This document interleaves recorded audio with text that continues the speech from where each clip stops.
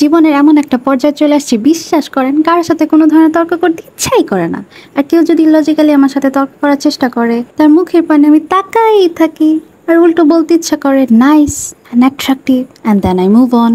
আর এই যে ভাই, আপনাদের কি বলছি, ফেসবুকে এই যে অন্যের কটকটি আমলের ছবিতে এরকম লাড়ালাড়ি দেওয়াটা একটু অফ করেন ভাই। আর কতদিন চলবে? আর তো ভালো লাগছে না সব, একটু অফ চান এবার।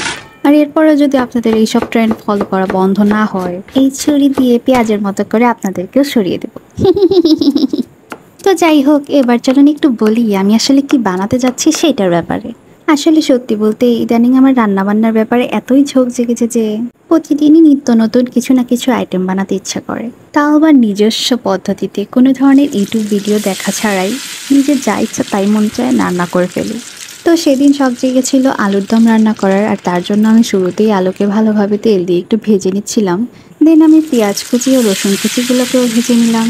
তারপর একটু ব্রাউনিশ কালার হওয়ার পর আগে থেকে ভেজে রাখা আলুগুলোকেও দিয়ে দিলাম। তারপর একটু ঝোল ঝোল করার জন্য একটু পানি ঢেলে দিলাম। তারপর হঠাৎ করে মনে হলো কেন না একটু চাইনিজ স্টাইলে রান্না করা যাক, আর তার জন্য একটু টমেটো সস দিয়ে দিলাম। দেন টেস্টের পরিমাণটা আরও দ্বিগুণ করার জন্য একটু ম্যাজিক মশলাও দিয়ে দিলাম। আর তারপর শুরু হলো ঘুটানাটা ঘুটানাটা ঘুটানাটা। তো এভাবে ঘোটানাটা দিতে দিতেই কিন্তু আমার রান্নাটা প্রায় শেষই হয়ে গিয়েছে। তো এভাবে নিজস্ব ক্রিয়েটিভিটির মাধ্যমে আমি প্রায় ভালোই রান্নাবান্না শিখে গিয়েছি।